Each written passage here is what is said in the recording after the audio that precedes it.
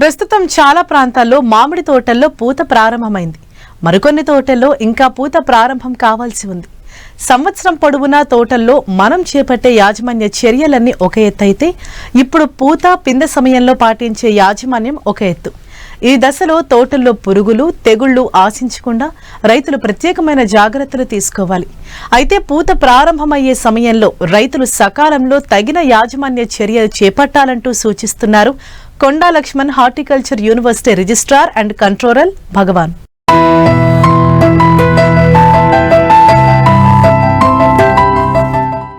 పండ్ల తోటల విస్తీర్ణంలో సగానికి సగం మామిడే. తెలుగు రాష్ట్రాల్లో దాదాపు 5,08,000 హెక్టార్లలో మామిడి తోటలు సాగవుతున్నాయి. తోటలు ప్రస్తుతం పూత దశలో ఉన్నాయి. ఈ ఏడాది వాతావరణ పరిస్థితులు అనుకూలంగా ఉండటంతో ముందుగానే పూత ప్రారంభమవడంతో రైతుల్లో ఉత్సాహం నింపుతోంది.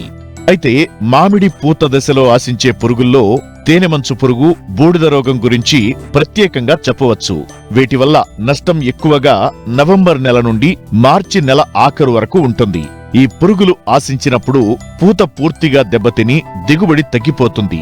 అలాగే పూత పిందగా మారి కాయగా అభివృద్ధి చెందే సమయంలో ఎలాంటి యాజమాన్య చర్యలు చేపట్టాలో రైతులకు తెలియజేస్తున్నారు Konda Laxman horticulture university registrar and controller భగవాన్.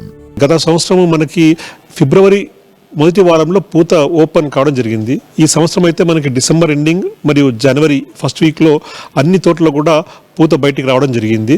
ఇది మంచి శుభసూచకము. పూత తొందరగా వచ్చిందని చెప్పుకోవాలి. మరి అయితే ఈ పూత తొందరగా వచ్చిన పూతని మనం రైతులు కాపాడుకోవాలి, మంచిగా పింద సెట్ కావాలి అంటే ప్రప్రథమంగా ముందుగా చేయాల్సిన పని పూత బయటికి వచ్చిన వెంబడే నీరు పెట్టాలి. చాలామంది రైతులు చెట్టుకి నీరు అందించమని పిందెలు కట్టిన తర్వాత ఇస్తుంటారు. ఆ విధంగా కాకుండా కాండం దగ్గర నుంచి 1.5 మీటర్ దూరంలో ఉండేటట్టుగా చూసుకొని డ్రిప్ పద్ధతి ద్వారా కనీసం 2 నుంచి 3 గంటలు ప్రతిరోజు కనుక నీరు ఇచ్చినట్లయితే తక్షణమే పిందెలు కడుతుంది. అంటే పూతంతా కూడా బయటకు వచ్చి పూతంతా కూడా విప్పుకొని పిందెలు కడుతుంది. ఈ విధంగా పిందెలు త్వరగా కడితేనే మనకి కాపు తొందరగా వస్తుంది. ఈ విధంగా పూత కట్టిన తర్వాత ఈ నెలలో మనకి మామిడిలో వచ్చే ముఖ్యమైన చీడపీడలు కనుక మనం చూసినట్లయితే ప్రప్రథమంగా చీడపీడ హాపర్ అంటే తేనె మంచు పురుగు. ఈ మామిడిలో ఈ తేనె మంచు పురుగు నీరు పెట్టిన వెంబడే మరియు ఉష్ణోగ్రతలు కొంచెం పెరుగుతున్నప్పుడు దీని యొక్క ఉధృతి ఎక్కువ అవుతుంది. మరి ఈ తేనె మంచు పురుగు నివారణకి రైతులందరూ కూడా ఇమిడాక్లోపిడ్ అనే మందుని 0.5 ml 1 లీటర్ నీటికి కలుపుకొని పిచికారీ చేసుకోవాలి. ఈ విధంగా పిచికారీ చేసుకున్నట్లయితే ఈ తేనె మంచుని సమగ్రవంతంగా మనము నిర్మూలించవచ్చును. అదేవిధంగా ఈ నెలలో అంటే జనవరి మాసంలో ఇంకొక చీడపీడ వచ్చేసేసి బూడిద రోగం. మనం నీరు పెట్టిన వెంబడే అంటే ఏ తోటలో అయితే చెట్టుకి నీరు పెడతామో ఆ చెట్టు నీరు పెట్టిన వెంబడే మనకి బూడిద రోగం సోకే అవకాశం ఉంది. ఈ బూడిద రోగం మనకి తెల్లటి బూజులాగా మనకి పూత మీద కనిపిస్తుంది. అది తక్షణమే చూసిన వెంటనే రైతులందరూ కూడా హెగ్జాకనజోల్ అనే మందుని 2 ml 1 లీటర్ నీటికి కలిపి కనుక పిచికారీ చేసుకున్నట్లయితే ఈ బూడిద రోగం నుంచి నివారించుకోవచ్చు. ఈ యొక్క 2 మందులు అంటే ఇమిడాక్లోపిడ్ 0.5 ml 1 లీటర్ నీటికి, అదేవిధంగా మన బూడిద రోగ నివారణకి హెగ్జాకనజోల్ అనే మందు 2 ml 1 లీటర్ నీటికి కలుపుకొని ఈ మాసంలో ప్రతి ఒక్క మామిడి రైతు పిచికారీ చేసుకోవాల్సిన అవసరం ఉంది. మరి పిందెలు ఒకటే కట్టిన తర్వాత సరిపోదు. పిందెలు బాగా ఎదగాలంటే దానికి పోషకాలు చాలా ముఖ్యము. మామిడికి కనీసం 10 సంవత్సరాలు పైబడిన చెట్టుకి మనము 1/2 kg యూరియా మరియు అదేవిధంగా 1/2 kg మ్యూరేట్ ఆఫ్ పొటాష్ అంటే పొటాష్ లభించే ఎరువులు కనుక రైతులు వేసినట్లయితే పిందెలు బాగా బలంగా కట్టి మనకి సైజు కూడా బాగా పెరుగుతుంది. అదేవిధంగా మనకి ఒక్కోసారి మనకి పిందెలు ఎక్కువ కట్టినప్పుడు పిందెలు రాలే అవకాశం ఉంటుంది. కట్టిన పిందెలు రాలకుండా ఉండాలని నివారించాలంటే మనకి ప్లానోఫిక్స్ అనే మందు ఉంటుంది.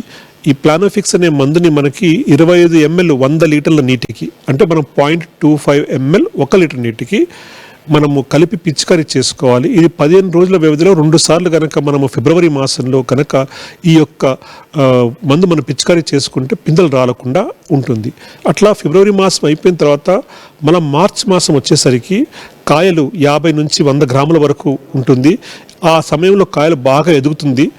ఆ సమయంలో చెట్టుకి గనక మనము మల్టీకి అంటే 13045 అనే ఫెర్టిలైజర్ని అది 10 గ్రాములు 1 లీటర్ నీటికి, అదేవిధంగా బోరాన్ అన్న ధాతు, బొరాన్ అనేది సూక్ష్మ ధాతు లోపము.